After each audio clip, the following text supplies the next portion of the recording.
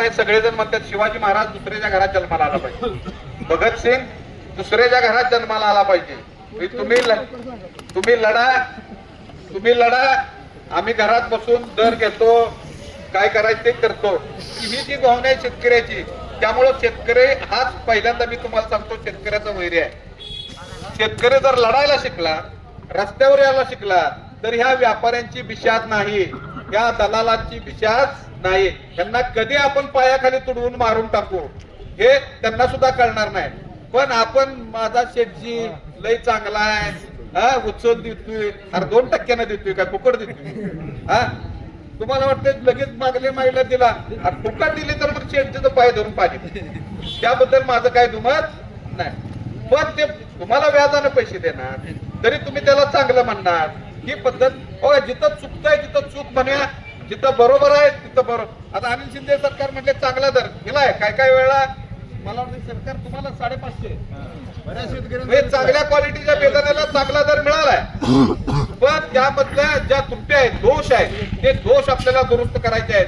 पेमेंटचं मी तुम्हाला सांगितलं 21 दिवसाचा नियम आहे, 21 दिवसातच मिळालं पाहिजे. 22वा दिवस गेला तर व्याज मिळालं पाहिजे, 2% व्याज मिळालं पाहिजे. यासाठी लढूया पुढच्या टप्प्यात, बरोबर आहे का?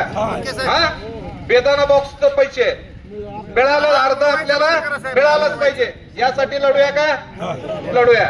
परत तिसरा प्रश्न, उधळण केल्यानंतर तो 100 बॉक्स उधळ आमच्या एका सौद्यात 500 ग्रॅमच तूट धरली पाहिजे, बरोबर का? तो किती पण उधळ, पण किमान 500. आता तुम्ही 2 किलो 4 किलो 10 किलो काय पण म्हणाले इथे घेताय.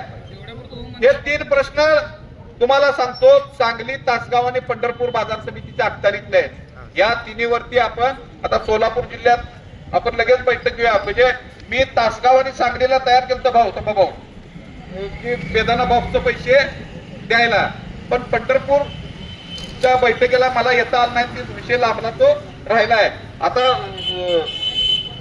सोलापूर, बार्शी आणि मोहोळ तालुक्यातले मोठे शेतकरी आहेत, मी तिथं दोन्हीकडे येत्या 15 दिवसातच आपण बैठक घेऊया आणि पंढरपूरच्या बाजार समितीवर आपण जाऊया, तिथल्या व्यापाऱ्यांना तयार करूया आणि हा प्रश्न आपण मार्गी लावूया. म्हणजे बेदाना बॉक्स 21 दिवस आणि उधळण 500 ग्रॅम, बरोबर. दुसरा प्रश्न, आयात निर्यात धोरण हे राज्य केंद्र सरकारचं आहे, मोदींचं आहे, मोदी सरकारचं धोरण आहे. आता ते आम्ही ठरवलं की द्राक्ष बागायतदार संघानं ही पहिल्यांदा चोरी पकडली, त्याबद्दल द्राक्ष बागायतदार संघाच्या संचालकाचं मारुती नाना चव्हाण असतील, दत्ताभाऊ पाटील असतील, यांचे आपण टाळ्या वाजून अभिनंदन करूया. त्यांनी चोरी पकडली, त्यामुळे आज चोराला चोर म्हणता आलं. पण या पुढच्या काळात आपल्याला बेदाण्याची किंवा द्राक्षाची आयात निर्यात धोरण आहे ते आपल्याला बदलायचं असेल तर आपल्याला या देशाचे पियुष मंत्री, आपले वाणिज्य मंत्री आहेत, उद्योग मंत्री आहेत पियुष गोयल, ते मुंबईचे आहेत.